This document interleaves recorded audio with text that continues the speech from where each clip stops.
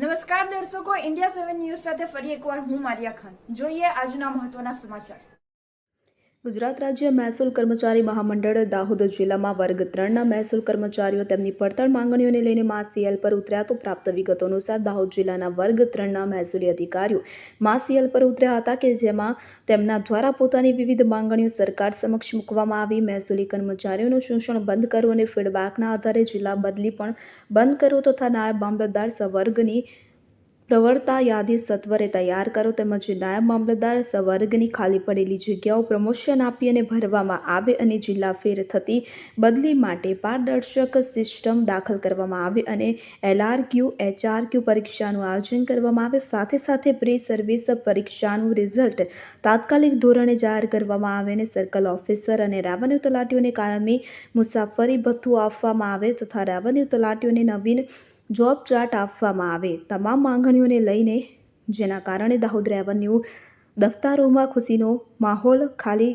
ખુરશીઓ જ ખાલી રહેતા લોકોને ગરમીમાં ખોટા ધક્કા ખાવા પડતા હતા. તેમની રજૂઆત છે કે સરકાર તેમની માંગણીઓને સ્વીકારી તેમની સાથે ન્યાય કરે. Bureau report, India 7 news.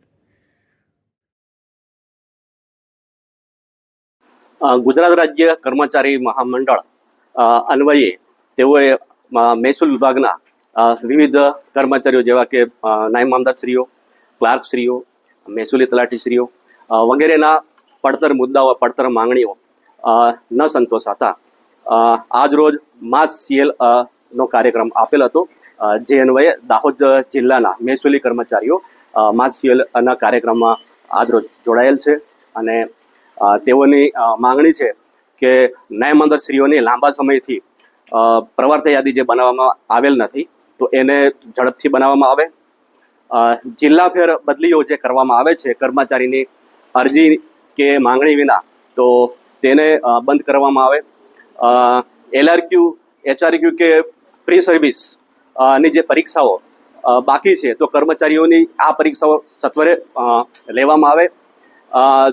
મહેસૂલ વિભાગના કર્મચારીઓ જે જિલ્લા ફેર બદલીઓ થાય છે તો તેના માટે પણ ઓનલાઈન પોર્ટલના માધ્યમથી બદલીઓ થાય તેવી વિવિધ પ્રકારની માંગણીઓ સાથે રાજ્ય મહામંડળે કાર્યક્રમ જે આપેલ હતો અને જે અન્વયે આજરોજ દાહોદ જિલ્લાના નાયબ મામલતદાર, ક્લાર્ક અને મહેસૂલી તલાટી સંવર્ગના કર્મચારીઓ આજરોજ માસ સીએલ પર છે અને અગાઉ રાજ્ય મંડળ જે પણ કાર્યક્રમો આપશે તે પ્રમાણે દાહોદ જિલ્લાના કર્મચારી મહામંડળ અનુસરશે.